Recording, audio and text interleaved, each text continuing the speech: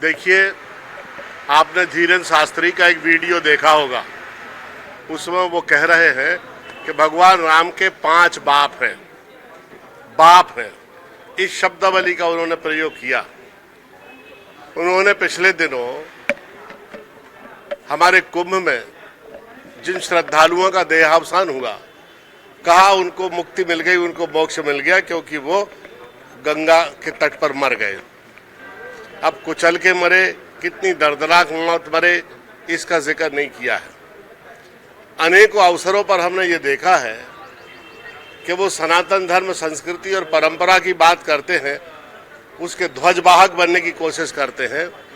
हिंदू राष्ट्र वो बनाएंगे इसकी बात करते हैं, और उन्हें रंच मात्र भी भारतीय संस्कृति, धर्म और परंपरा का ज्ञान नहीं है।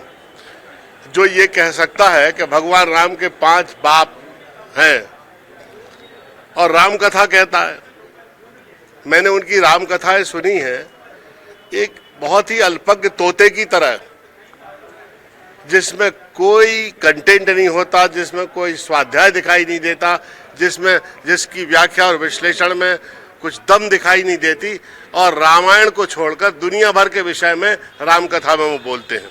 उनकी मैंने भागवत सुनी, 18,000 श्लोक का ग्रंथ है।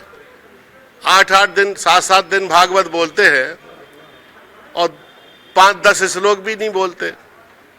ये कैसी भागवत है भाई? और दुनिया भर के गाने गाते रहते हैं भागवत में। ये सनातन धर्म, संस्कृति और परंपरा की नाक कटवाने वाले लोग हैं, इन्हें कोई ज्ञान नहीं है।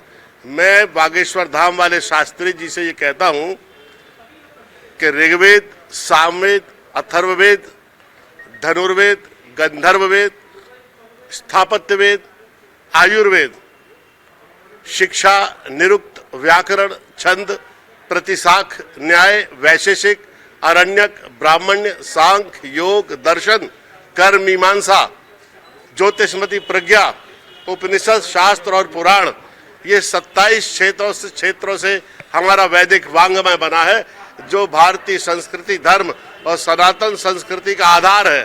क्या जानते हैं इस बारे में वो? उनका वो नंबर 1 के उचक्के व्यक्ति हैं जो कह रहे भगवान राम के 5 बाप थे। है? इस तरह की बातें कर रहे हैं वो। क्या पूरे देश को अल्पज्ञ समझ रहे हैं, मूर्ख समझ रहे हैं? 1947 के बाद भारत और पाकिस्तान का विभाजन हुआ। हमारे बाजू में इस्लामिक राष्ट्र केवल धर्म के आधार पर बन गया, तो भारत तो आजादी के साथ ही हिंदू राष्ट्र स्वयं हो गया। अब ये किस तरह का हिंदू राष्ट्र बनाना चाहते हैं बागेश्वर धाम वाले? और अगर बनाना चाहते हैं तो उसका क्या संविधान होगा? 25 करोड़ मुसलमानों के साथ वो क्या व्यवहार करेंगे? संविधान में उनकी क्या जगह होगी? भारत में कहाँ वो रहेंगे, क्या खाएंगे? अल्पसंख्यकों के बारे में उनके क्या विचार है हिंदू राष्ट्र बनते समय? हमारे सिख, हमारे ईसाई भाई, ये सब कहाँ रहेंगे? क्या इनका स्थान होगा?